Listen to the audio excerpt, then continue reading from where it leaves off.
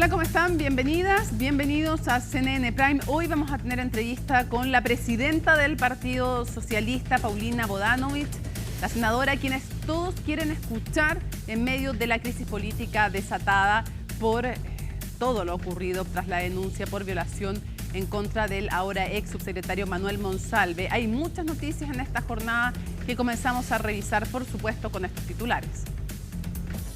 Sin referirse al manejo del gobierno tras conocer la denuncia contra Manuel Monsalve, el presidente Gabriel Boric afirmó que le cree a la víctima. El mandatario agregó que es inimaginable lo que debe haber pasado para tomar la decisión de denunciar, más aún contra alguien que ostenta más poder. En paralelo, el Ejecutivo ofició al Consejo de Defensa del Estado para que evalúe acciones contra Monsalve. El subsecretario Luis Cordero sostuvo que el fiscal nacional ha actuado con fidelidad al cargo. Esto luego de que el abogado de Luis Hermosilla afirmara en CNN Prime que Ángel Valencia no ha contado todo lo que ocurrió en la conversación con el cuestionado jurista. Juan Pablo Hermosilla anunció además que en cerca de 10 días va a revelar los contactos de su hermano con fiscales y jueces. El gobierno descartó que las circunstancias que rodearon la explosión de bombas Molotov en el INBA sean aisladas, contradiciendo la versión de la directora del recinto, quien negó que haya un acopio masivo de material incendiario. Desde el Ministerio del Interior agregaron que los establecimientos educacionales no pueden ser usados para el vandalismo y menos para el uso de armas. Y en temas internacionales, el presidente de Rusia dijo entender finalmente que las denuncias del envío de tropas norcoreanas a su país serían ciertas. Al ser consultado por las imágenes que presentó Corea del Sur, respondió que si hay fotografías, significa que reflejan algo. Estados Unidos también confirmó la presencia de los soldados para posiblemente combatir en Ucrania. Todo esto y mucho más, aquí comienza CNN Prime.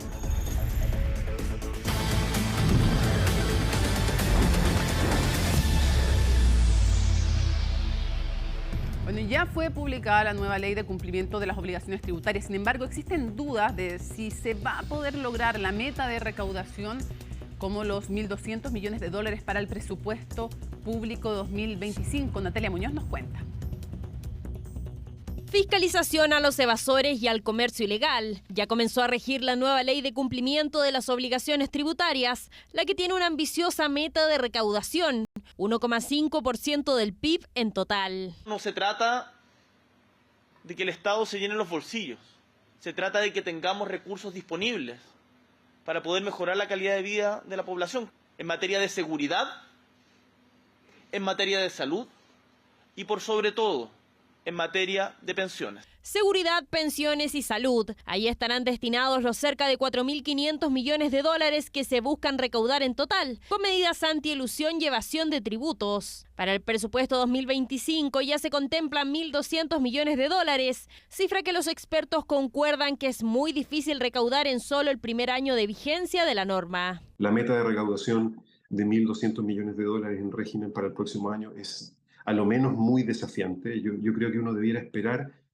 que debería estar asegurada más o menos con el trabajo de fiscalización la mitad de ese monto y luego el resto va a depender mucho de cómo el director actual reordena los recursos, reordena las orientaciones de la fiscalización. Es demasiado grande y tiene una serie de problemas de poder implementarse, y 0,22%, o sea, más o menos la mitad, corresponde a amnistía fiscal. La estrategia es combatir la evasión, la informalidad, el comercio ilícito y el crimen organizado. Con medidas en marcha, el gobierno asegura que sí llegan a la meta. Más que críticas, son especulaciones respecto de cuánto podría recaudarse. Entonces, la manera de responder eso es decir, bueno, cuán, por así decirlo, es prudente lo que se ha incorporado en el presupuesto en relación a lo que se espera recaudar.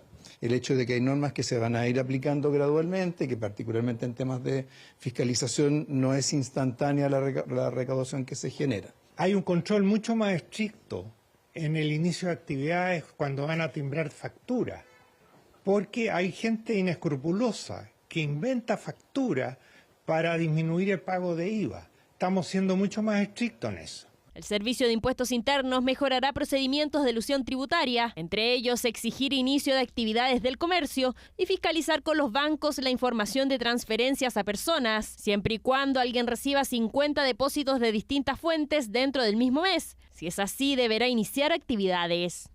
Y esos comercios que deberían pagar IVA, que deberían hacer inicio de actividades, tienen que hacerlo como el resto de los chilenos. Eso es todo. El tema de que un asado de curso, que las cuotas, eso no tiene nada que ver. Eso sigan juntando la plata para los asados de curso, para todo, las cosas que tienen que hacer no tienen nada que ver. También quedó en esta ley aquellas personas que venden ocasionalmente a través de plataformas. ¿Qué puede ocurrir? Que no sé, tengo la bicicleta de mi hijo y decidí venderla en vez de tirarla a un basurero que se use. Eso es una venta ocasional y yo tengo que declarar que es solo por una vez, de manera ocasional. Normas que comienzan a regir inmediatamente, pero hay otras que serán graduales, como la eliminación de la exención de IVA de bienes importados a través de plataformas digitales de precio menor a $41. Parte en un año más. ¿Ya? Por lo tanto, en el 2025, en noviembre del 2025, y nosotros lo que estamos haciendo es preparar un sistema que permita la interoperabilidad entre aduana, impuesto interno y las plataformas que hacen ventas de comercio electrónico para nuestro país. Para las grandes empresas, la ley incluye fiscalización de grupos, se aumentan penas asociadas a delitos tributarios más graves, incluyendo la emisión de facturas falsas como el caso Factop, además de la recompensa para el denunciante anónimo. Otro punto causa dudas, la llamada repatriación de capitales, ventana para atraer fondos que hay en el extranjero pagando impuesto único de 12%. A mucha fe puesta en una de las medidas transitorias que tiene el proyecto, que es la repatriación de capitales, así se la llama, digamos, 2.0, porque este es casi igual al periodo que tuvimos en 2015, que creo que el Ministerio de Hacienda cifra en casi $700 millones la recaudación esperada por ese solo ítem.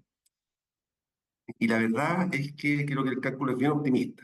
Optimismo o no, los $1.200 millones ya están incorporados dentro del presupuesto 2025, que está en pleno trámite en el Congreso. 3 dimensiones tendrá la intervención del Ministerio de Educación en el Instituto Nacional Barros Arana: contención emocional a los alumnos, convivencia educativa para toda la comunidad y el reforzamiento de la seguridad. Las medidas se tomaron tras la explosión que dejó 35 lesionados debido a la manipulación de bombas Molotov, un hecho cuyas finalmente ideas, cuyos alcances no serían aisladas, según el gobierno. Pablo Figueroa nos cuenta. A medida que pasan las horas se conocen nuevos detalles de cómo se produjo la explosión de bombas Molotov en uno de los baños del Internado Nacional Barros Arana. El hecho dejó más de 30 alumnos heridos, 5 de los cuales quedaron con lesiones de extrema gravedad. Dentro de la comunidad escolar atribuyen la emergencia, la más grave registrada en un colegio del país, a una de las tradiciones invanas, conocida como la bajada. Bajar a los cuartos es bajar del dormitorio a molestar a los chicos más pequeños.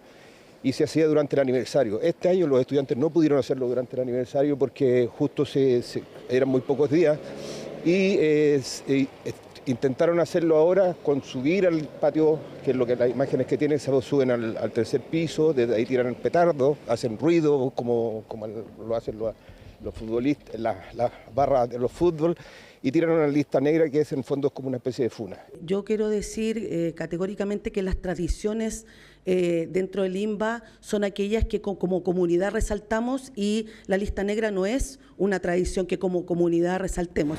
Lo que habría ocurrido cuando subían al tercer piso del patio principal al colgar la llamada lista negra, lo que se hizo lanzando fuegos artificiales. En el baño de uno de los patios del colegio se habrían detonado los explosivos supuestamente de manera accidental. Explosión que obligó incluso a los profesores a trasladar a los alumnos a diferentes centros asistenciales. Fueron los profesores y los funcionarios de nuestro establecimiento quienes asistieron inicialmente a los estudiantes afectados. Pero lo que más llamó la atención este jueves fue una carta publicada en la cuenta ex de apoderados del INBA, donde se afirma que siempre habrá quien esté dispuesto a arriesgar su vida y su libertad por haber ruido suficiente para ser escuchado. Declaraciones que fueron rechazadas por otros apoderados. Nosotros no habíamos levantado ningún tipo de comunicado. El comunicado ayer lo subimos como a las 9:30, que fue interno, un comunicado para nuestros madres, padres y apoderados. que no se subió a redes sociales y ahora se levantó uno que fue a redes sociales.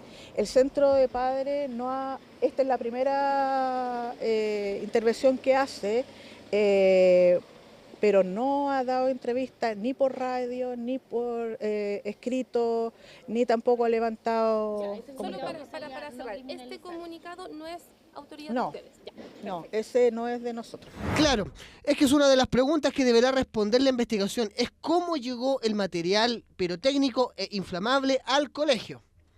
Un establecimiento educacional en principio no puede registrar la mochila de sus estudiantes. Sería un atentado a el derecho a la vida íntima, la honra del menor. Desmiento categóricamente que existan espacios donde de manera permanente en el tiempo se guarden o se acopien estos elementos. Efectivamente, Bomberos lo que dice es que en el baño había mucho combustible, que efectivamente fue ingresado al establecimiento por los estudiantes, y ustedes saben, la normativa lo dice, nosotros no podemos revisar las pertenencias a los estudiantes sin una justificación clara, por lo tanto yo no puedo estar en la puerta. Nosotros creemos que esto no simplemente es una circunstancia aislada, no solo por el compromiso del número de personas, sino que además por la forma y modo en que este tipo de personas u otros que pueden participar como cómplices o encubridores actúan en este tipo de casos. Desde el Colegio de Profesores pidieron al Ministerio de Educación ofrecer un tratamiento profundo a la comunidad escolar y no retomar las clases. Desde el Mineduc trabajarán en 3 áreas: contención emocional, convivencia educativa y refuerzo en seguridad. No validemos estas acciones sin sentido, estas acciones irracionales. Se va a hacer una intervención ad hoc a la situación del INBA y por tanto van a devenir en la generación de instrumentos específicos que tienen relación con la situación del INBA. No podemos decir que el día lunes próximo volvemos a clases de matemática o lenguaje como si no hubiera pasado nada, sino que se requiere un trabajo muy profundo con nuestra comunidad del internado. En el periodo 2018-2019 no hay más de, entre cancelaciones de matrícula y expulsiones como sanciones, las sanciones más gravosas por faltas cometidas, no hay más de 10. Y así, como un año que se encaminaba para cerrarse como el resurgimiento del INBA con una discreta alza de la matrícula, no logra librarse del estigma que carga hace cerca de una década, marcando el signo de la pérdida de influencia de los llamados colegios emblemáticos. Durante esta semana se realizó en Concepción el Encuentro Regional de Empresas Herede. La cita tuvo como objetivo establecer diálogos para discutir en conjunto formas de potenciar el desarrollo de la región del Biobío. Bueno, ¿cuáles fueron entonces las principales conclusiones? ¿Qué desafíos hay? Lo vamos a revisar en la siguiente nota. El gobierno va a ser un aliado para quienes quieren buscar un equilibrio entre la pesca industrial y la pesca artesanal. No podemos reinsertarnos laboralmente en otra actividad productiva. Significaría ir desmantelando la actividad pesquera industrial. Se cierra un ciclo pero completo de Huachipato. La Plantecoque empujó su último horno a las 10 de la mañana. La contingencia se tomó la conversación en el Encuentro Regional de Empresas Herede, realizado en la región del Biobío. La ley de fraccionamiento de la pesca, los efectos económicos del cierre de Huachipato fueron tratados por autoridades y gremios, además de la sociedad civil, con protestas al inicio de la jornada. Aristas de la compleja situación económica que está viviendo la región del Biobío, tratados en una nueva versión de Herede que tiene como lema volver a crecer, volver a creer. Con una tasa de desempleo en el primer trimestre de este año que llegó al 8,8% y una baja del 24,5% de sus exportaciones en comparación interanual, las dificultades se hacen presentes y el fortalecimiento de la industria regional se convierte en una urgencia. Somos mineros, dice que somos forestales, que creemos en la pesca industrial, que queremos tener fortalecimiento de la construcción, que queremos avanzar en ser un centro aeroespacial, que queremos ser una capital del turismo. Lo importante son las personas, el bienestar de la gente. Tenemos que tener hoy día el foco en que no se pierda ningún empleo más en la región y recuperar los que están perdidos. Es un momento en que todos tenemos que trabajar unidos en pos de eso y creo que es el espíritu que tiene que primar hoy día. El corazón del encuentro es volver a crecer. La región actualmente representa el 5,9% del PIB chileno, el 14,2% de la industria manufacturera y tiene el 9,9% de los estudiantes de pregrado. Factores que podrían ser clave para potenciar este polo industrial y productivo. vamos a lograr que el Biobío vuelva a crecer con fuerza. Ha sido la región del acero, de la metalurgia, de la manufactura, de la industria, de los paños, de la cerámica. La región del Biobío tiene la capacidad, tiene las universidades, tiene el emprendimiento, tiene las ganas, tiene el hambre para hacerlo. Pensemos disruptivamente, pensemos en el largo plazo, hagamos las alianzas público-privadas, de eso podemos hablar después, y usemos estas ideas en un plan piloto del Biobío. Este no es solo un tema de voluntad del gobierno, sino por sobre todas las cosas de una región con una capacidad industrial, con una capacidad de reinventarse y con una cohesión social entre sindicatos y empresarios que justamente posibilita tener una agenda tan ambiciosa como la que tiene este plan. Actualmente está en la mira el plan de fortalecimiento para la región del Biobío. Este tiene foco en la reinserción laboral, el desarrollo de nuevas industrias y fortalecer puntos estratégicos. Este fue abordado en Herede con énfasis en su monitoreo constante para asegurar que su implementación sea una política de Estado y así lograr que la región del Biobío efectivamente pueda volver a crecer y Yo le creo. Con esas palabras, el presidente Gabriel Boric aseguró estar de parte de la mujer que interpuso una denuncia por violación en contra de Manuel Monsalve. La frase del mandatario llega junto al endurecimiento del tono del gobierno hacia el ex subsecretario. Todo esto mientras la tensión en el oficialismo se acentúa tras el manejo de crisis que estalló el jueves pasado. El informe es de Macarena Román. Yo le creo. Tuvo que pasar casi una semana y varios discursos de autoridades para que el presidente Gabriel Boric volviera a hablar del caso Monsalve. Esta vez, eso sí, fue enfático en cuestionar al ex subsecretario y su eventual abuso de poder. Es inimaginable lo que debe haber pasado para tomar la decisión de denunciar, más aún, contra alguien que ostenta más poder. Nuestro deber es creerle. Palabras que para algunos llegaron tarde. Es que en su intervención del viernes pasado, donde respondió 31 preguntas en más de 50 minutos, no se refirió de esta manera sobre el abuso de poder. Mejor tarde que nunca, ¿no? Pero pucha que fue tarde. Obviamente que para formarse una convicción uno requiere un proceso de reflexión y ese proceso de reflexión es en base a la información que no es la que recibió el martes mismo.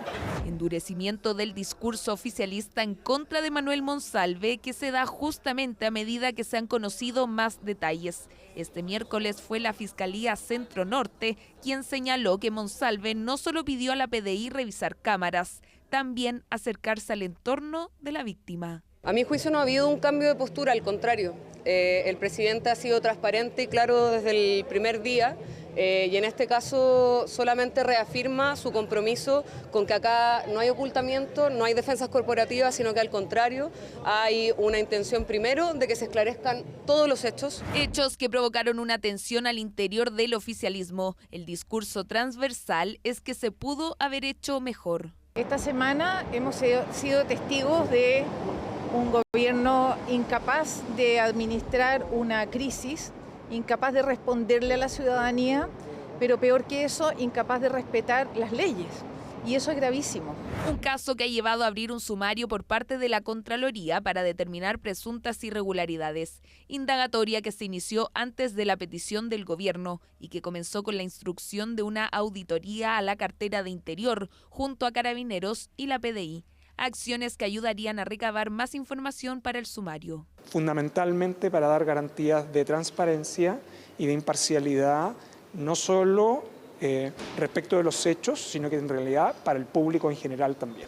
En tanto, integrantes de la oposición insisten en la salida de la ministra Carolina Toá. Le cuestionan no haber estado al tanto de las acciones que hacía Manuel Monsalve, quien era uno de sus subordinados. A la luz de estos antecedentes que han salido, yo creo que la ministra del Interior debe dar un paso al costado y haber un cambio de gabinete lo antes posible. Yo respaldo al gobierno del presidente Gabriel Boric, él define su equipo de trabajo y yo respaldo eso y diría que ojalá todos escuchen bien, paren la oreja y vean lo que está diciendo el presidente. El Ministerio del Interior ofició al Consejo de Defensa del Estado para que se evalúen acciones eventualmente en contra de Monsalve, un nuevo problema para el ex subsecretario, que ha sido tildado por el Frente Amplio como un traidor al gobierno del presidente Gabriel Boric. Lo habíamos anunciado, vamos a tomar contacto con la presidenta del Partido Socialista, la senadora, y la ven en pantalla, Paulina Bodanovich, desde Curicó. Muchísimas gracias por acompañarnos. Hola Mónica, muy buenas noches. Buenas noches para usted también. Quisiéramos comenzar un poquito desde atrás para adelante. Lo primero, para que le cuente a todos, porque muchos querían saber cuál era su opinión y poder escuchar sus palabras. ¿Cuándo se entera usted y de qué manera de la denuncia en contra de Manuel Monsalve?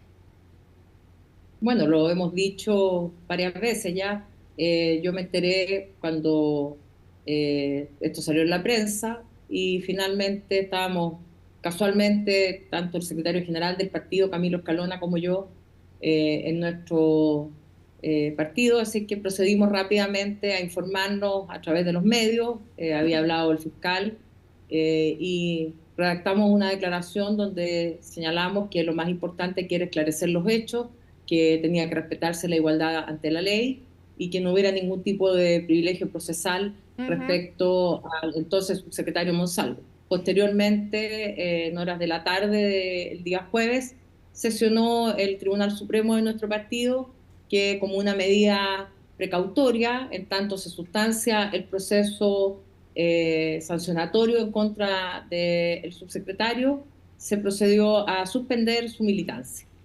Senadora, ¿a usted también le hubiera gustado saber antes?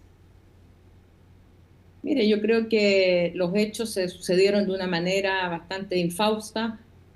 Todo lo que ha ocurrido no es grato. Por cierto, creo que hoy día tenemos que focalizarnos en lo que es lo más importante, el esclarecimiento de los hechos, que actúen las instituciones en forma totalmente transparente y adecuada, como viene siendo hasta ahora, y que también resguardemos los derechos de la víctima. Lo dijimos desde el primer momento. La denunciante tiene que ser resguardada en lo que son sus derechos. La revictimización es un problema enorme y creo que tenemos todos que tener un deber de resguardo de sus derechos. Pero insisto, ¿a usted le hubiera gustado saber antes? Bueno, no lo supimos antes. La verdad es que no tuvimos ningún antecedente de esto y creo que ya, como digo, lo hecho está. Y sí, me preocupa otros temas que tienen que ver con el ministerio, con cómo se sigue con la agenda de seguridad, que es un tema que hemos impulsado. Ya le voy a preguntar de aquello, pero la idea es tener las primeras evaluaciones también políticas, porque no habíamos tenido posibilidad de escucharle. Y por eso le pregunto a usted derechamente. Por ejemplo, ¿cree usted que apenas se entera la ministra del Interior y el presidente de la República de una denuncia en contra de Manuel Monsalve por violación, se enteran también de que había pedido revisar las cámaras? Se enteran también de que es un jefe que cita fuera de horario de trabajo a una subordinada y que bebe alcohol con ella y que después la lleva a un hotel. Con esos antecedentes, ¿cree usted que se le debió haber pedido la renuncia de inmediato? Yo no sé cómo fueron los hechos, la verdad es que yo Esos tampoco he son los tenido antecedentes que manejaba el presidente y lo ha dicho así públicamente él y la ministra del Interior. No he tenido oportunidad, Mónica, de hablar con detalle del tema y, como te digo, yo creo que siempre las cosas pudieron haberse hecho de una manera distinta, pero la verdad es que ya estas decisiones se tomaron.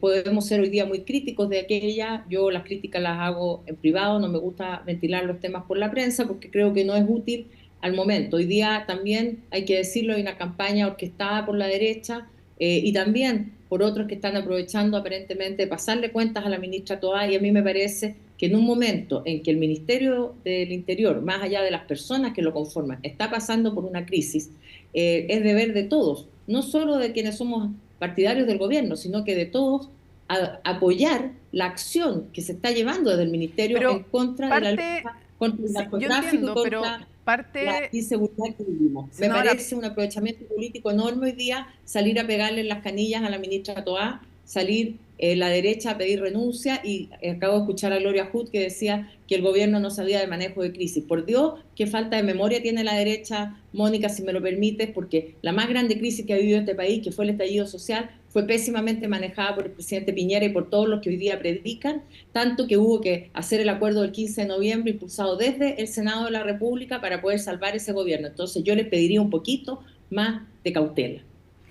Hecho ese punto, de nuevo parte de la lealtad es también tener una mirada crítica. Entonces usted dice que se podrían haber hecho las cosas mejor. Por eso quiero ir avanzando en el tema, pero saber su opinión, conocer su opinión. Usted es una dirigente destacada, es senadora. Quiero saber si a usted le parece que se le debería haber pedido la renuncia de inmediato o no. Puede tener cualquiera de las dos opiniones, pero le quiero preguntar eso para que usted me conteste cuál es su opinión. Claro, el problema es que cuando uno contesta, después el titular va a ser sacado de contexto. Entonces, a mí me preocupa que lo que se esté buscando, no por ustedes, sino que en el fondo instalar una crítica severa al manejo, porque la verdad es que las cosas se pudieron haber hecho de manera distinta, no se hicieron así. Creo que hoy día todos convendrán en que habría sido, yo creo hoy día que habrá una evaluación, que habría sido mejor tal vez pedirle la renuncia en el momento mismo, de conocer los hechos. No se hizo.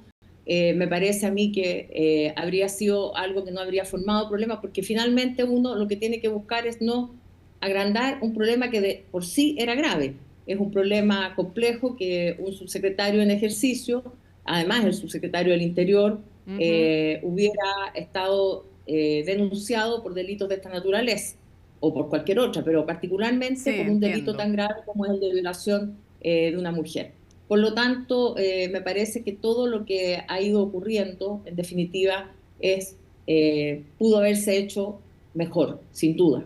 Pero hoy día, senadora, para entender, ¿incluye en ello también, por ejemplo, tiene una mirada crítica como la propia ministra de la Mujer, lo dijo aquí en CNN Prime, tiene una mirada crítica usted respecto del hecho de que se le haya permitido ir a avisarle a su familia y además, digo, sin antes haberlo echado de su cargo, y lo otro, que haya podido renunciar en La Moneda, la casa de todos los chilenos, y que además haya tenido en el fondo ahí él, porque se dice que contradijo la orden, pero a la vez se dice también, nos decía la ministra Orellana, igual uno sabe que alguien denunciado de esto trata de aprovechar todos los espacios para hacer su punto. Y lo hizo, o sea, cuestionó la versión de la denunciante.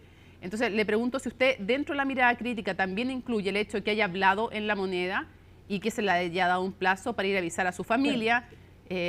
Sin duda, Mónica, que si se le hubiera puesto término y exigido la renuncia al momento de conocer los hechos, todo eso se pudo haber evitado, tanto el viaje, la ida al Congreso y la renuncia en el patio de La Moneda. Creo que hoy día todos podemos ser generales después de la guerra. Lo importante, Mónica, de verdad, creo que la ciudadanía nos exige hoy día mayor unidad, no digo del sector del gobierno, unidad nacional, unidad del país frente a una crisis de seguridad enorme que tiene el país, en la que el gobierno ha puesto todos los esfuerzos, en que el presupuesto de la nación viene incrementado sustantivamente, al punto de que se va a llegar a un aumento en estos 3 presupuestos del 15% en inversión en seguridad. Y por lo tanto, también viendo lo que ocurrió ayer, por ejemplo, en el INBA, en un liceo emblemático, donde vemos que hay jóvenes que están cometiendo delitos, porque aquí no son jóvenes que estén protestando, no son jóvenes que estén manifestándose, son jóvenes que están ingresando sustancias acelerantes o combustibles para finalmente terminar siendo víctimas ellos y toda la comunidad educativa. Yo creo que esto es de la máxima gravedad y es aquello en lo que debiéramos poder avanzar y concentrarnos en los días futuros. Quiero preguntarle también, ya le voy a preguntar respecto de cómo cree usted que... vamos a volver a lo de Monsalve, pero antes quisiera preguntarle cuál cree que, qué evaluación tiene usted, porque usted nos decía la gravedad de lo ocurrido en el INBA es evidente. ¿Cuál es la opinión que tiene respecto al manejo que ha tenido el ministro Cataldo? Mira, yo creo que hoy día yo estuve estudiando esto porque me ha preocupado mucho. Yo soy egresada del Liceo número 1 de niñas Javiera Carrera y me ha preocupado hace largo tiempo este tema de los liceos emblemáticos, de cómo finalmente aquellos liceos donde las niñas íbamos a estudiar y que querían, y niñas y niños jóvenes, queríamos finalmente surgir, hoy día se han transformado también en colegios donde sobran matrículas, donde los padres no quieren enviar a sus hijos precisamente por temor a este tema de la violencia y de los llamados overoles blancos. Esto de los overoles blancos no es algo casual, no es algo tampoco de protesta. Me preocupa, por ejemplo, el oficio enviado por la diputada Carmen Hertz el 14 de septiembre desde la Cámara de Diputados, pidiendo antecedentes, precisamente cuestionando el actuar de Carabineros en relación a estos jóvenes del INBA. Creo que ya se han corrido todos los límites y que como sociedad tenemos un deber. Entonces, esto ya no es un problema solamente del Ministerio de Educación o del Ministro de Educación. Este es un tema que va mucho más allá de eso. No sé si usted leyó ayer una declaración de algunos apoderados del INBA. Yo pensé que era una cosa, digamos, que no era verdadera.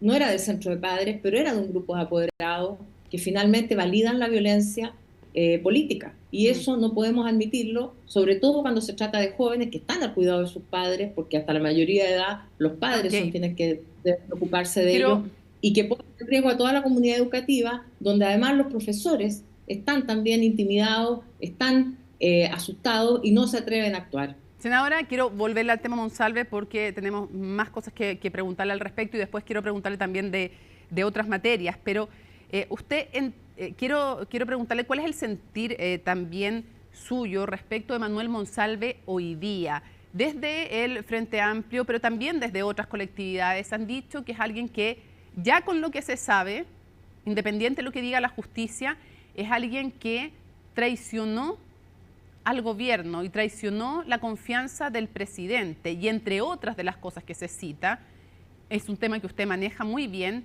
es el mal uso de la ley de inteligencia en dos sentidos. Primero, porque aquí no hay esa orden judicial que requiere una autorización judicial para usar la ley de inteligencia, sino que además es una ley que está siendo usada en este caso para beneficio propio, para recabar información por las razones que sea, pero en beneficio propio e incluso llegar a contactar a la denunciante antes de que lo hagan las policías vía la fiscalía, que es lo que hubiera correspondido. Entonces quiero preguntarle si usted, con los antecedentes que maneja hoy día, también afirmaría que Manuel Monsalve traicionó la confianza del presidente. Es un traidor, han dicho, desde el oficialismo.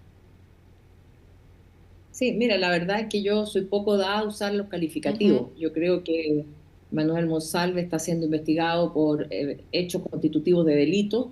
Creo que, y repito, lo primero es garantizar los derechos de la denunciante. Sí, claro. Seguro esperar que la justicia actúe. Nos hemos enterado ayer en forma parcial de antecedentes porque sigue vigente el secreto de la investigación, tal como lo señaló el fiscal Armendari, fundado en el artículo 182, de manera tal que lo que hemos conocido, por cierto, son hechos graves, son hechos que tienen que investigarse si efectivamente hubo, como parece ser, una violación a la ley de inteligencia. También es muy grave. ¿Y sabes cuál? Creo que más allá del caso particular y personal de Monsalve, que tendrá que ser castigado por la justicia como corresponde, creo que es muy grave que ocurra justo en este momento, Mónica, porque nosotros estamos discutiendo dos leyes. La Cámara de Diputados está justamente discutiendo la ley de inteligencia. Y segunda cosa, en el Ministerio de Seguridad nosotros hemos estado discutiendo en la Comisión de Seguridad del Senado cuáles van a ser las funciones de los subsecretarios. Y hubo una gran discusión hace pocos días a raíz de si tenían que tener o no acceso o podían utilizar la ley de inteligencia ellos. Entonces creo que también este caso nos va a servir para ilustrar que en algunos casos puede haber un mal uso y cómo también nosotros tenemos que tomar resguardos de que esto sea bien utilizado para los fines que se requiere, porque es necesario tener una nueva ley de inteligencia y también un nuevo Ministerio de Seguridad, sin duda. Avanza el tiempo, así que para que alcancemos a abordar algunas otras materias, quiero preguntarle si usted cree que, yo sé que no es usted la que toma la decisión, quiero su opinión política. ¿Cree usted que con lo que ya se sabe, que son hartas cosas, sería bueno que se expulsara del Partido Socialista a Manuel Monsalve? Bueno, el Tribunal Supremo del Partido Socialista abrió una causa, como señalé, está suspendido temporalmente como una medida precautoria y ellos están recabando antecedentes donde todavía ni siquiera en la causa judicial el propio imputado o denunciado tiene todos los antecedentes, de manera tal que esto tiene una tramitación, tiene una demora y ellos van a tomar la determinación que corresponda de acuerdo a la gravedad de los hechos. En hechos de tal gravedad, por cierto, me parece que la sanción debe ser, conforme a nuestros estatutos, muy probablemente la expulsión. Dicho esto, ¿usted cree que ha habido, quisiera que usted me confirmara o no, si usted ya sabe o no, si el padre de la denunciante es efectivamente, como se ha dicho, militante del Partido Socialista, y si eso es así, si usted lo han averiguado o no, si como colectividad han hecho algún gesto de apoyo, le han hecho llegar algún tipo de apoyo como colectividad. No tengo antecedentes de eso, Mónica. Recordemos que además la identidad de la denunciante debiera ser resguardada aún por los motivos que hemos señalado de revictimización. Sí, sí.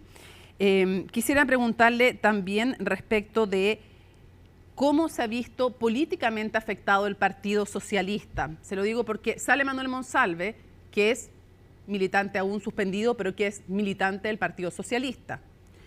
Sale y entra Luis Cordero, que nada con Luis Cordero, pero estoy hablando respecto a los balances. O sea, básicamente sale Manuel Monsalve y sale también Analía Uriarte, que era su asesora, también militante del Partido Socialista. Básicamente el Partido Socialista queda fuera del Ministerio del Interior. Y quiero preguntarle también, porque ha habido mucho ruido respecto de esta pérdida de posición del Partido Socialista en el Ministerio del Interior, que es un lugar clave. ¿Usted extraña eso? ¿Cree que era importante que estuviera ahí el Partido Socialista representado? Mira, Mónica, yo le agradezco la pregunta porque la verdad es que ayer en un diario salió un tema como bien descontextualizado. Yo soy una persona que creo que trato de obrar conforme al sentido común. Y no se me habría ocurrido en ningún momento, cuando estaba la crisis de tal magnitud, el día jueves por la tarde, salir con una maleta de currículum a dejarlos al ministerio o hablar con la ministra Toá o llamar al presidente. Por cierto, no lo hice ni lo habría hecho y tampoco he reclamado sobre este punto. Me parece que hoy día tenemos que concentrarnos en la continuidad del ministerio, de las políticas que impulsa. ¿No hay molestia en el Partido Socialista porque hayan salido de este subsecretaría, pero en definitiva del ministerio? No, mira, ¿No hay molestia? el ministro Cordero sabe, lo llamé, cuenta con todo nuestro apoyo, cuenta con toda digamos, lo que podamos hacer nosotros desde el Congreso en apoyar las leyes que está llevando. Entonces no hay molestia. Ese ministerio. No hay molestia y además yo distinguiría la situación de Analía Uriarte porque ella voluntariamente, entendiendo que el ministro Cordero llega con sus equipos, renunció voluntariamente, por lo tanto tampoco podría haber un reclamo de parte nuestra en ese sentido. Un par de cosas rápido porque se nos va casi el tiempo. ¿Cuánto afecta toda esta situación la posibilidad de una candidatura presidencial para Carolina Toá? Bueno, nosotros hemos sido muy cautos con todo el tema presidencial, digo, como Partido Socialista, no hemos querido adelantar esta discusión, creo que tampoco en este momento donde hay una crisis sea lo más oportuno hablar de aquello. La ministra sabe que cuenta con nuestro apoyo en tanto ministra y también eventualmente, si así ella lo decidiera en el futuro, como candidata presidencial. ¿Sigue manteniendo entonces ese apoyo de ustedes para Carolina Toá? Si usted no dice que hay, no sé si no quiere decir o dice que no hay afectación política para ella, para una eventual candidatura, le pregunto cuál cree que puede ser la afectación para todo el oficialismo de cara a las municipales. ¿Cree que este tema, el caso Monsalve, los va a golpear? ¿Los podría golpear? Bueno, este caso podría golpear al oficialismo como el caso Hermosilla debiera golpear a la derecha. La verdad es que ayer usted misma entrevistó a Juan Pablo Hermosilla, donde nos enteramos de unas asesorías integrales que yo creo que hay que definir lo que es una asesoría integral, porque eventualmente ahí puede haber delitos de cohecho y otros.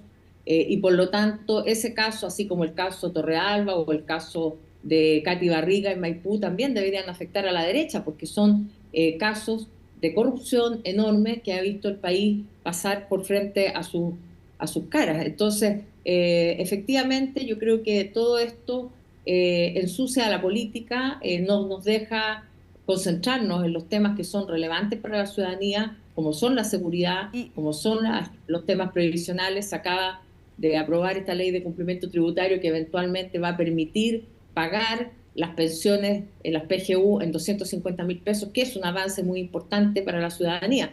Pero todo eso no se deja ver porque estamos permanentemente en estas disputas, peleas y con casos tan, como dijera, tan emblemáticos como son el caso de Hermosilla o lo que ocurre ahora con Manuel Monsalve.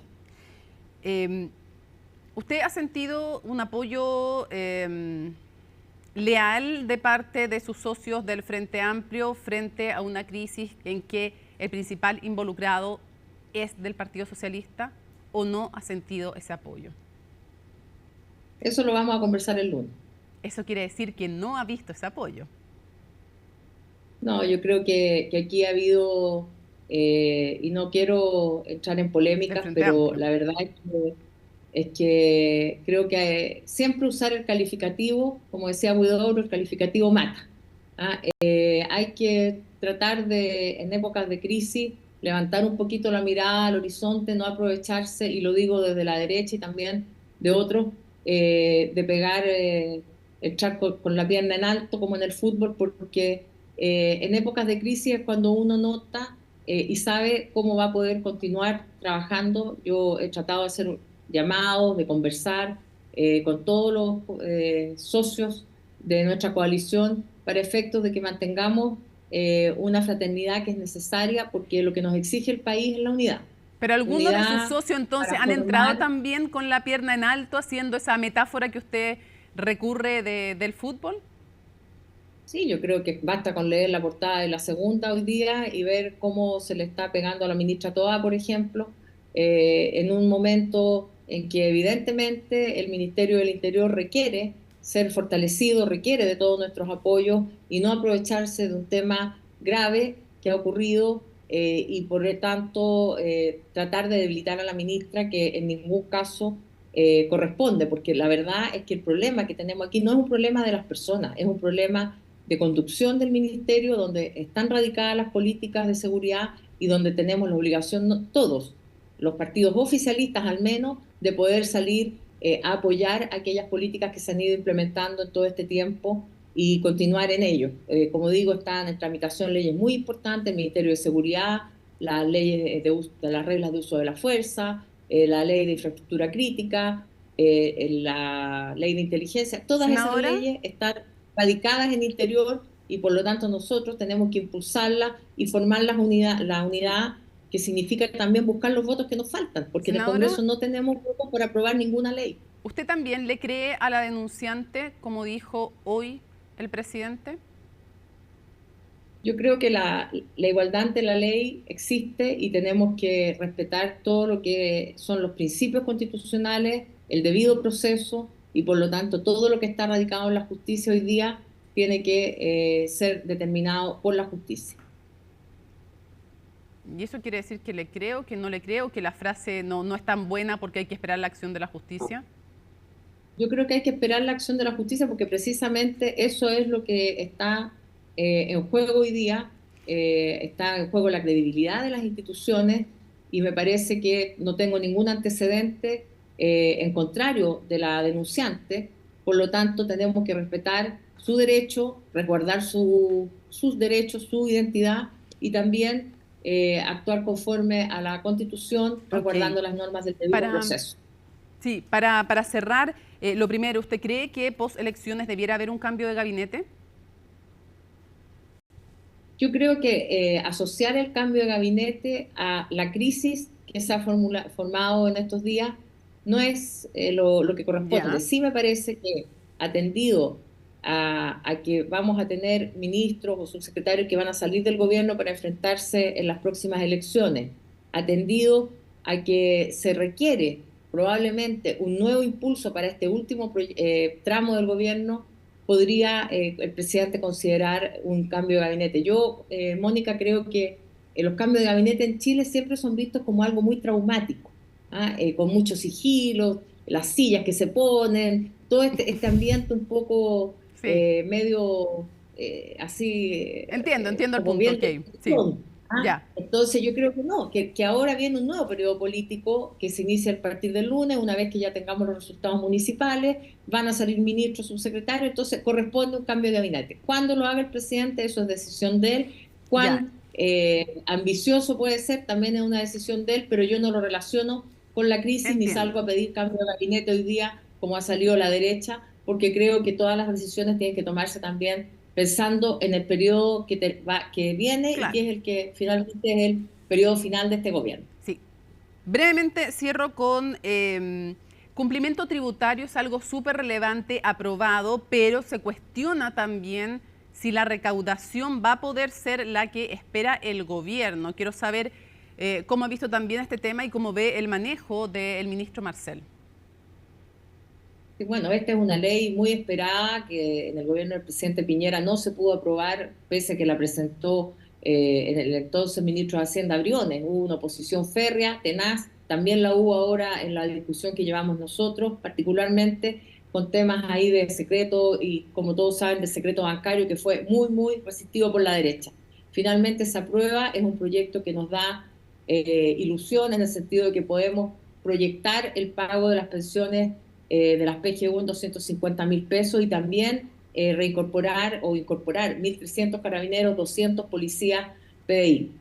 Hay que ver si efectivamente esa recaudación va a ser posible y tiene otro aspecto que llama a formalizar y facilita la formalización de empresas, Mónica, sobre todo aquellas pequeñas, pero a mí me preocupa algo que he ido recibiendo estos días en la calle, en las ferias artesanales, donde sobre todo acá en el Maule, que tenemos personas que se dedican a la cestería, en Teno, qué sé yo, en Curepto, o las mujeres que se dedican a las artesanías de crin en Rari, por ejemplo.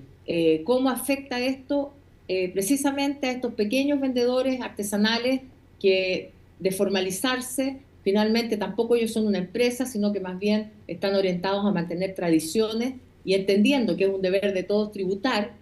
A mí me habría gustado que esta ley, y espero que así sea finalmente en una verdadera reforma tributaria, que quienes tienen que pagar más, paguen más, y que estos pequeños artesanos puedan tener un régimen simplificado de renta presunta, por ejemplo, porque no se entiende por qué en algunos casos, como en la minería, por ejemplo, la renta presunta es para quienes facturan menos de 17.000 UF, una cantidad importante de dinero en circunstancias que los artesanos facturan muy poquito. Así que creo que también es algo que tenemos que revisar. Yo lo he pedido en el Ministerio de Hacienda, que se pueda hacer una relectura de este tema que tiene que ver con las 50 transferencias, que es algo que está haciendo mucho ruido a las personas.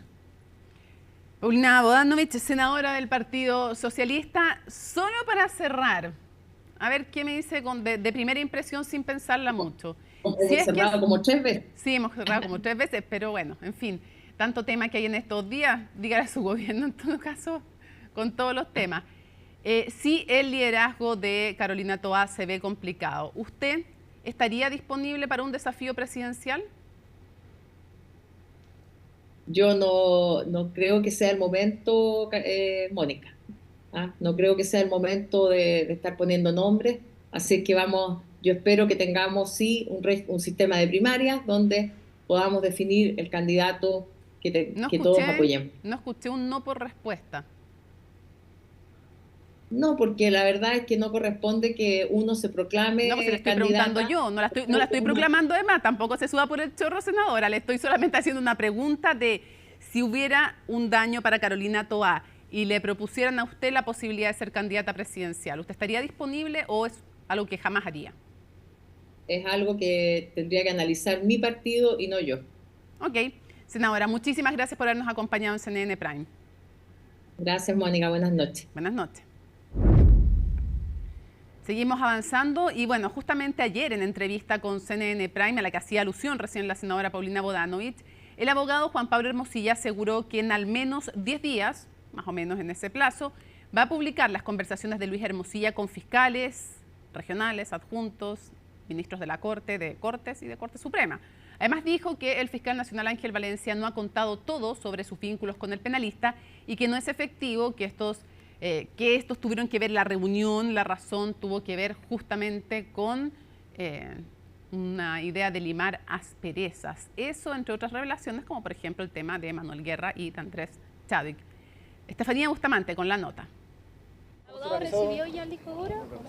¿No lo han recibido todavía? No van a haber declaraciones. Cuidado. 50 días transcurrieron desde aquel entonces cuando la defensa de Luis Hermosilla fue hasta la fiscalía a retirar el disco duro que tanto habían pedido.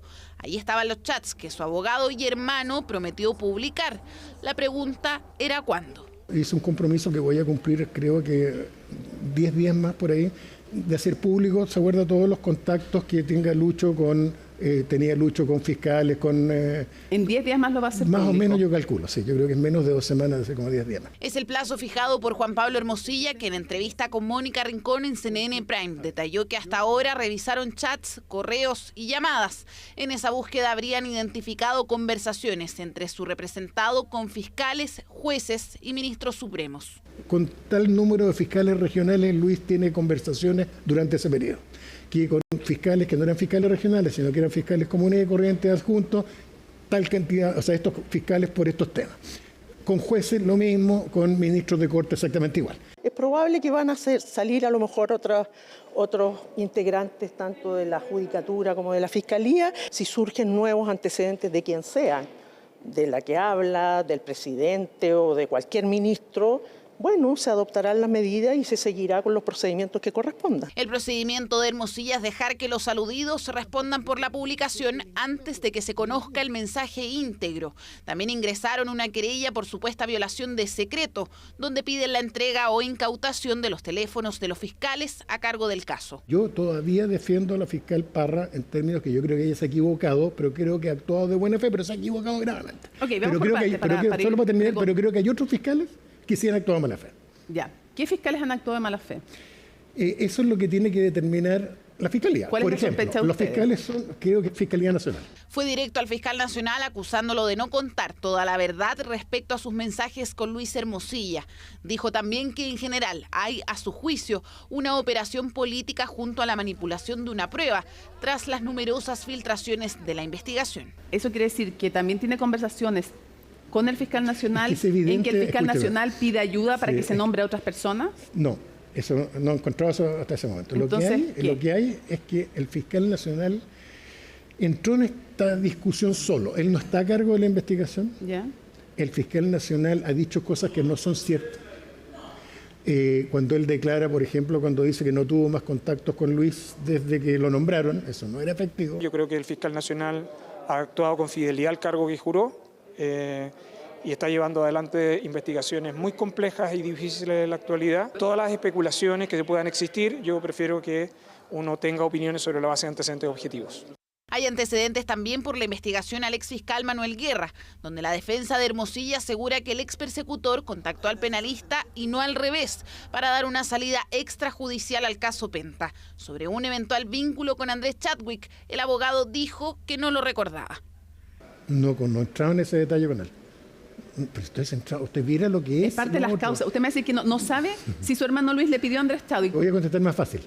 No lo sé, pero asumo que sí. Ya no es simplemente una afirmación de los querellantes o de los que tuvimos en su momento participación en el caso, sino que hay un reconocimiento del abogado Luis Hermosilla de los elementos fundantes de un delito de cohecho en este caso, y por supuesto uno espera la máxima gravedad y la mayor sanción para hechos tan graves que han lesionado tanto la confianza pública como esta. Una investigación que lleva a la Fiscalía de Arica dentro de las múltiples aristas del caso Audio, la que vincula directamente a Luis Hermosilla en la Fiscalía Oriente sigue su curso, mientras se cuentan los días para que el equipo del penalista en prisión preventiva libere una selección de sus mensajes. Este sábado y domingo, más de 15 millones de ciudadanos y ciudadanas están llamados a votar y a escoger a nuevas autoridades regionales y municipales. Para garantizar y promover una amplia participación, el gobierno va a disponer la gratuidad de los servicios de metro, EFE y cerca de 2.700 tramos más o menos aproximadamente en zonas aisladas y rurales. De esto nos cuenta Colomba Eijols. Ya hoy día, jueves, se han constituido las Fuerzas Armadas en los locales de votación. Ya se inició el transporte de los material electoral con la custodia de Carabineros y el servicio de la empresa de Correos de Chile. Fuerzas Armadas desplegadas y urnas instaladas son la señal más clara del inicio de un proceso eleccionario. Y es que este sábado 26 y domingo 27 de octubre, la ciudadanía podrá elegir a sus representantes para gobernar tanto a nivel regional como local, razón por la cual las autoridades han puesto a disposición distintas facilidades para que el electorado se haga presente en este proceso, que además, cabe recordar, es obligatorio. Los servicios de metro y de trenes de cercanía, así como todos los servicios rurales y subsidiados por el Ministerio, los servicios especiales, van a ser gratuitos. Es importante decir acá que las personas igual tienen que validar, en el caso, por ejemplo, de acceder al metro o de acceder a un servicio suburbano de trenes. Servicio suburbano que adelantará el inicio de sus operaciones durante este fin de semana, específicamente en los trayectos de Estación Central NOS, Santiago Rancagua y Limache Puerto, modificación que también tendrá el metro, que comenzará a funcionar el sábado a las 6:30 de la mañana, mientras que el domingo se adelantará a las 7 de la mañana. En tanto, los buses Red aumentarán su oferta, la que se concentrará entre las 9:30 de la mañana y las 18:30 de la tarde. Vamos a tener a disposición de la ciudadanía la apertura de las puertas de los locales de votación para que la gente pueda también asistir en bicicleta en los distintos recintos de votación. Recintos que en todo momento serán resguardados por las Fuerzas Armadas y Carabineros, desde donde dispondrán personal adicional para, entre otras labores, escoltar el material electoral. Tenemos más de 31.000 carabineros desplegados a lo largo de nuestro país que van a realizar diferentes servicios, tales como servicio de seguridad exterior e interior de locales de votación, toma de constancia excusatoria en los diferentes cuarteles policiales y también a través de nuestra comisaría virtual. Esto no es la primera vez que hay elecciones en 2 días. El proceso de coordinación entre las instituciones responsables, pero también Carabineros y las Fuerzas Armadas, tal como ha dicho la general, ha sido impecable.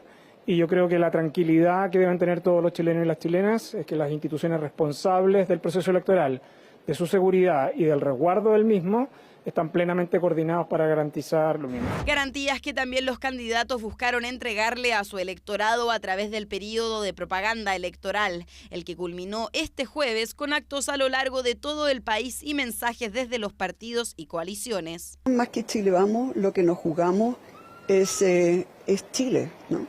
Un buen alcalde le hace mucho bien a una comuna y un mal alcalde puede destruir una comuna en 1 año y medio. Así que yo básicamente insto a los ciudadanos a que se informen bien y que voten por gente seria. Yo sé que los gobiernos locales son la puerta de entrada de la ciudadanía para poder resolver la mayoría de sus problemas. Y por eso creo que los gobiernos del Frente Amplio han sido materia de orgullo para todos nosotros. El llamado es a participar de estas elecciones. Recuerde que además de tomar una decisión importante para cada región y comuna, quien no concurra se expone a una sanción económica cercana a los 33.000 pesos, multa que en el caso de los convocados como vocales de mesa y que no cumplan con su labor podría llegar a los 500